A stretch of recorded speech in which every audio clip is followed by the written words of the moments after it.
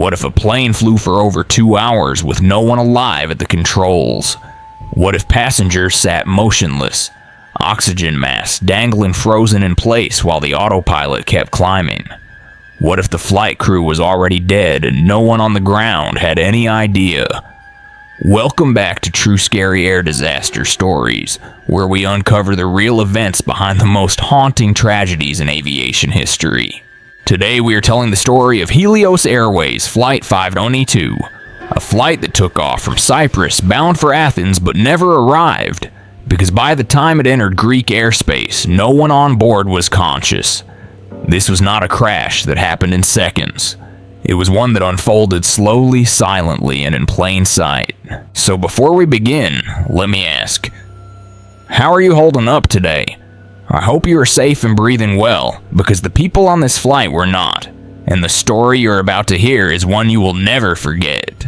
On the morning of August 14, 2005, Helios Airways Flight 522 prepared for departure at Larnaca International Airport in Cyprus.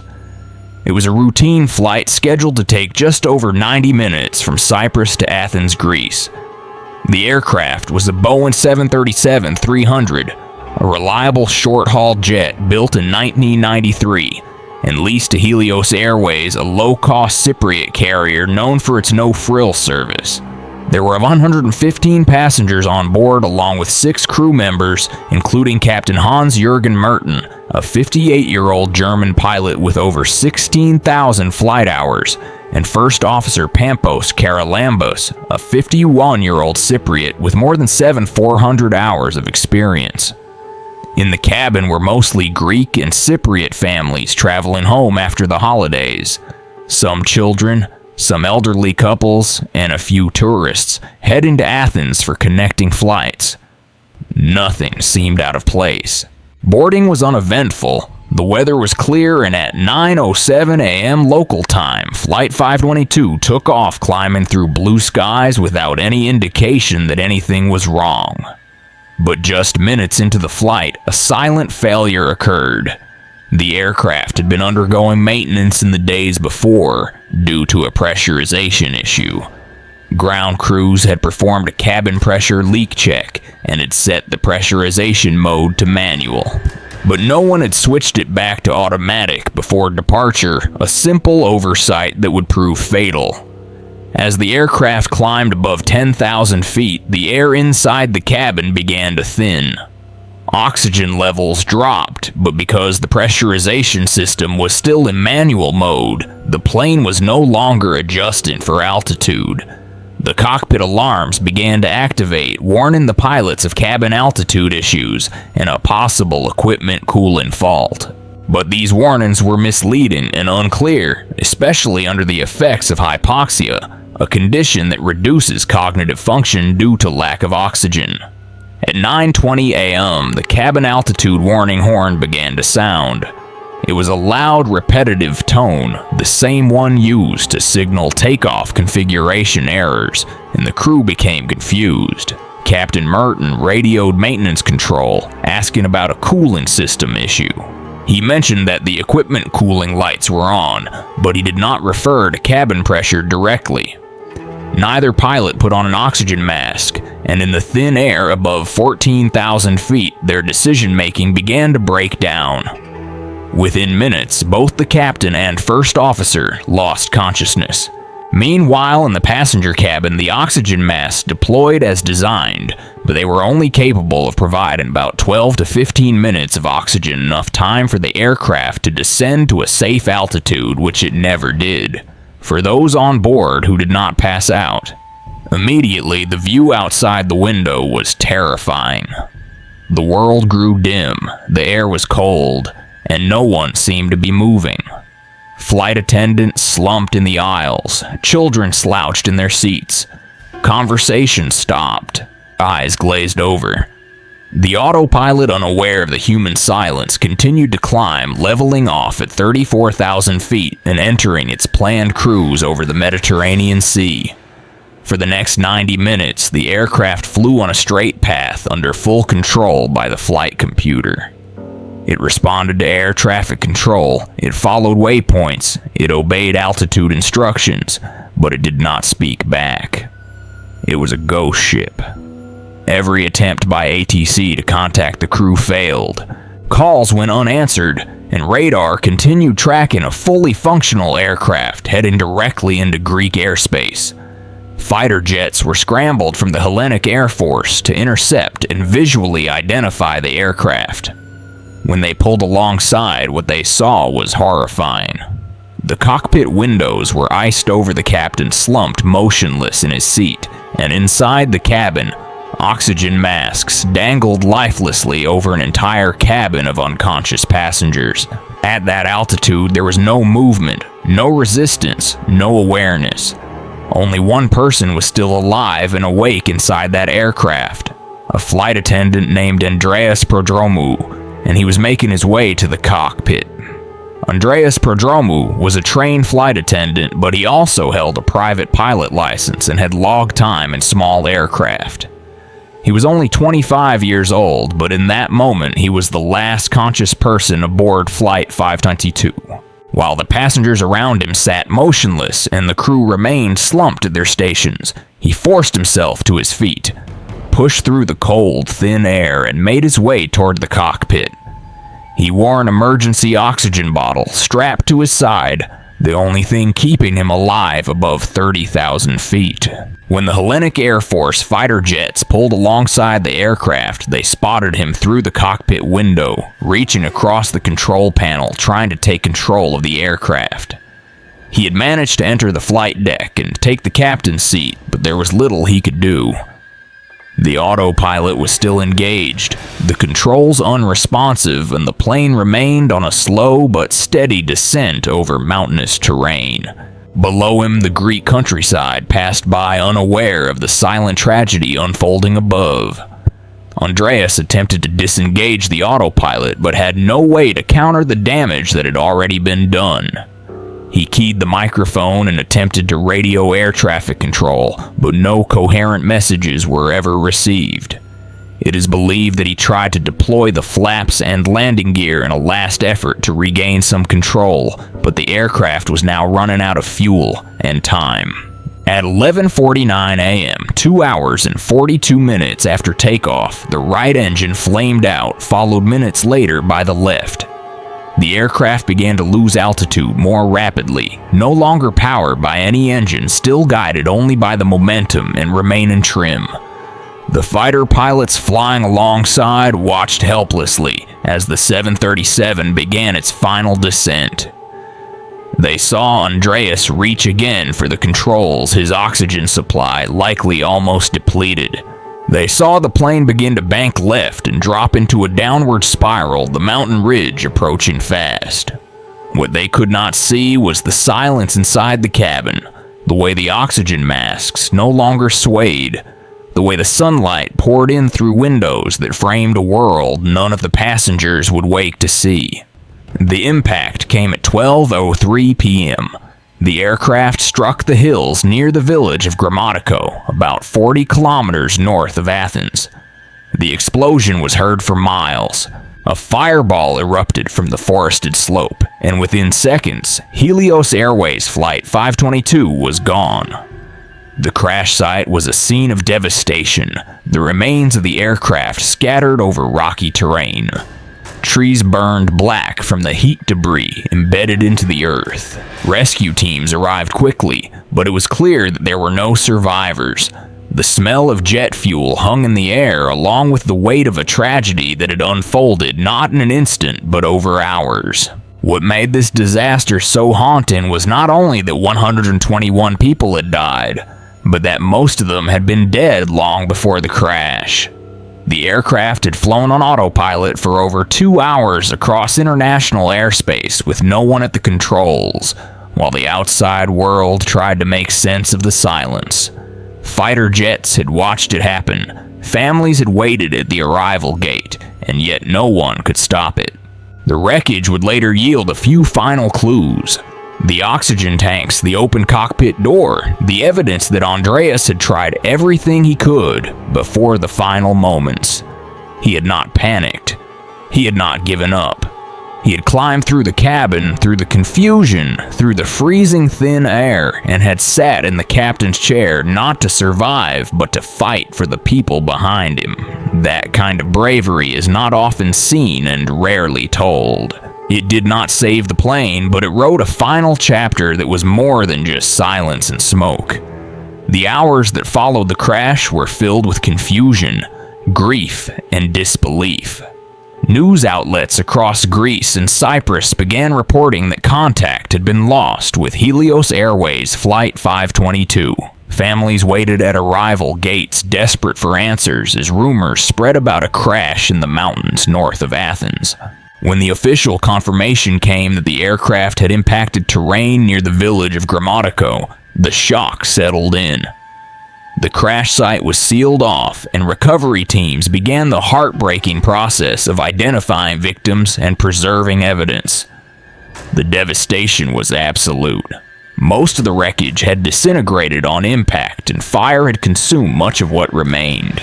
Yet among the debris, investigators found key components, including the flight data recorder and cockpit voice recorder.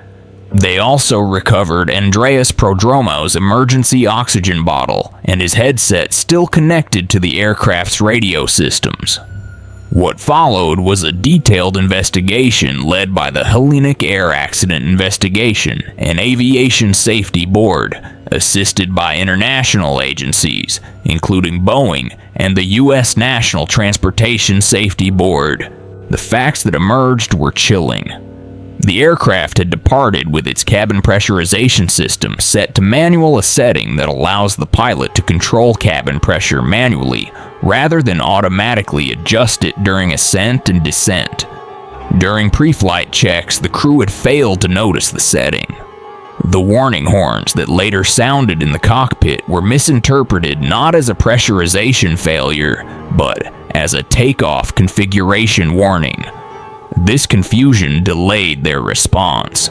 Neither pilot reached for their oxygen mask, and both eventually lost consciousness to hypoxia. From that point, the aircraft was effectively unmanned.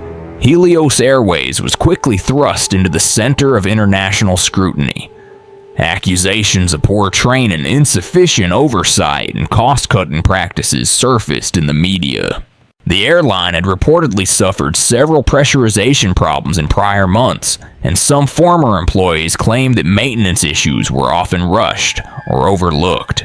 The Greek government launched a criminal investigation, and eventually several Helios Airways officials were charged with manslaughter by negligence. While court proceedings dragged on for years, the public had already drawn its own conclusions. This was a tragedy not born of unavoidable circumstance, but of preventable error. One switch, one checklist missed, one warning misunderstood. That was all it took to doom 121 people. The story stunned aviation experts because it violated the most basic assumptions about flight safety. That trained pilots could misinterpret a warning, that a plane could fly without anyone awake, that oxygen masks would only last minutes while the plane remained at altitude for hours, and that no one would ever know until it was too late. For the families of the victims, there was no closure, only questions. Why did no one notice? Why was there no backup? What happened in those final moments when one man fought alone in a frozen cockpit trying to reach someone on the ground in the years since the crash changes were made? Airlines around the world revised their cabin pressurization procedures. Automated alerts were updated to better distinguish between types of failures, and oxygen system durations were reevaluated. But even with those reforms, the loss remains heavy. It is the kind of accident that should never happen. The kind born not of malice or sabotage, but of routine and assumption. When something is done the same way every day, the mind stops seeing it. The hand clicks the switch without checking. The eyes skim the checklist because they always do, and nothing ever goes wrong. Until it does.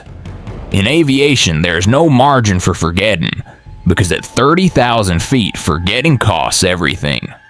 The legacy of Flight 522 is not just one of silence and autopilot.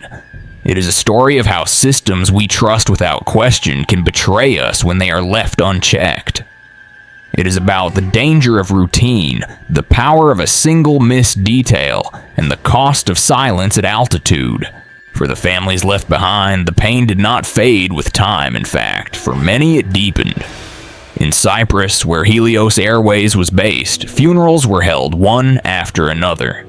Entire neighborhoods dressed in black to mourn friends, co-workers, and loved ones. In Greece, the trauma hit even harder. The crash site just north of Athens became a place of pilgrimage. Wreaths were laid, messages written in stone, and prayers whispered into the quiet hillside. For some families, there were no remains to bury, only fragments returned in sealed boxes, only photos left to kiss. One mother waited 2 years for the return of a necklace that had belonged to her daughter. It was recovered from the wreckage and mailed to her in silence. That package broke her more than the news ever did. For weeks, television stations aired special reports documenting the timeline, showing images of fighter jets alongside the doomed aircraft over and over again. Viewers watched as footage of grieving relatives flooded the screen, and reporters stood outside company headquarters demanding answers. But there were none that could bring comfort. The official reports concluded what many already knew, that this was a tragedy of human error. A cascade of missed steps, overlooked details, and warnings dismissed as minor glitches.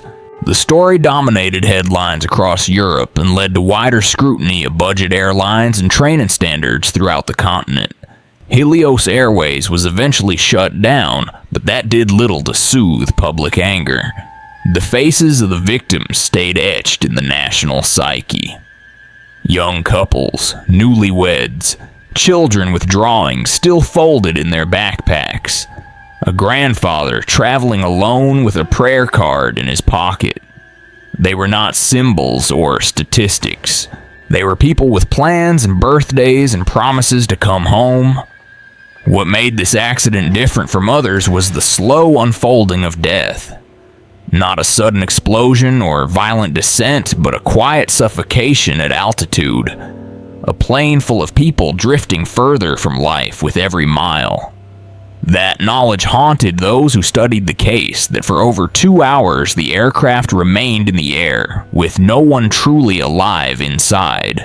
And in those 2 hours, no one on the ground could reach them. Not the controllers, not the fighter pilots, not the engineers watching from afar. They were there, and yet untouchable. For survivors of other crashes, there is trauma. For the families of Flight 522, there was only absence. A void so complete it swallowed not just the people they loved, but the way they left. What do you do when you know your husband, your child, your parent was sitting in that plane, breathing, freezing, waiting, and no one came? What do you do when the final chapter of a life is written, not with screams, but with silence? Some families turned inward, unable to speak about it. Others became activists calling for stricter aviation regulations, better maintenance accountability across the board. Some simply grieved privately, returning to the crash site each year to place flowers and say the names out loud. In interviews, they spoke not just of the accident, but of the days before the goodbye, before the phone call, that never came of the things they never said, and never will. The tragedy of Helios Airways. Flight 522 did not end with fire or wreckage. It continued in the empty chairs, the unanswered messages, the birthdays that became memorials, and the sense that something so simple could destroy so much.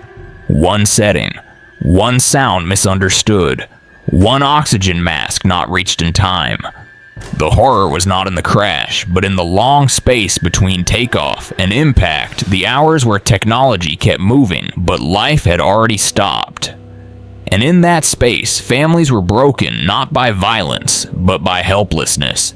The aftermath of the crash did not end with the funerals or the court rulings. It extended into the very structure of aviation policy and culture across Europe.